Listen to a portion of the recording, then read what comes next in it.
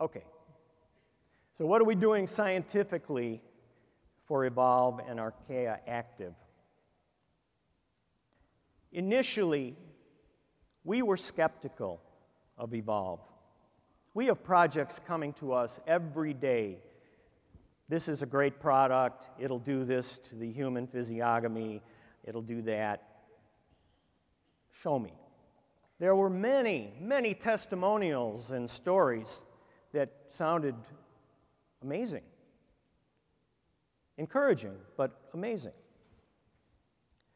The Evolv organization wanted solid science to back this up. When Trey said that they were investing everything in establishing a solid platform, that's exactly what we were told. And we were asked, would we consider looking deeply into this water and trying to figure out how it works? If it works, how it works, and for whom? We thought about it and we said, well, why don't we do some preliminary testing? So we agreed to do some preliminary testing. I'm going to show some charts and graphs here. I'm just going to summarize them. You don't need to be a biologist. If you look at the red line down there, that's just regular distilled water. If you look at the blue line, that is Evolv water. And if you look at the green line, that's Evolv water that's been concentrated or evaporated by about 50%. Interesting, because there's a dose response there. But what we're talking about was a little test tube test, not in the body, but that was interesting. We said, okay, here's something we can hang our hat on. So we agreed to go forward. Here's another graph showing how Evolv water worked better than distilled water. So we tested it some more. We submitted our report to Evolv. Trey and all of his associates said, this is really encouraging.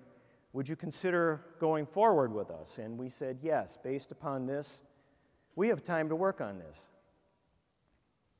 So, oxygen uptake and utilization. Why is that so important?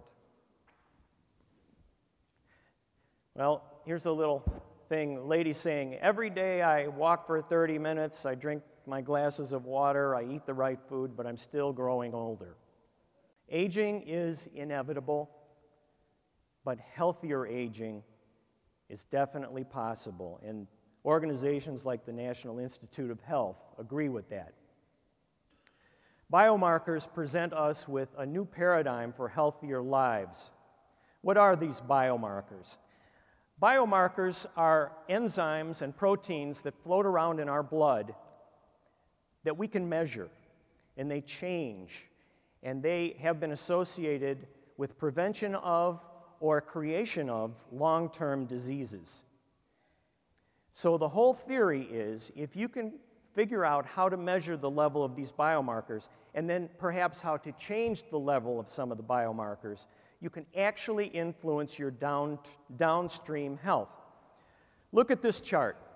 This chart shows a human life, and if you look all the way to the left, you'll see when we're young, we're at very low risk for chronic disease, and as we get older, there's more risk. Modern medicine concentrates mainly on the phase at the back end, when we've already gotten sick and they're treating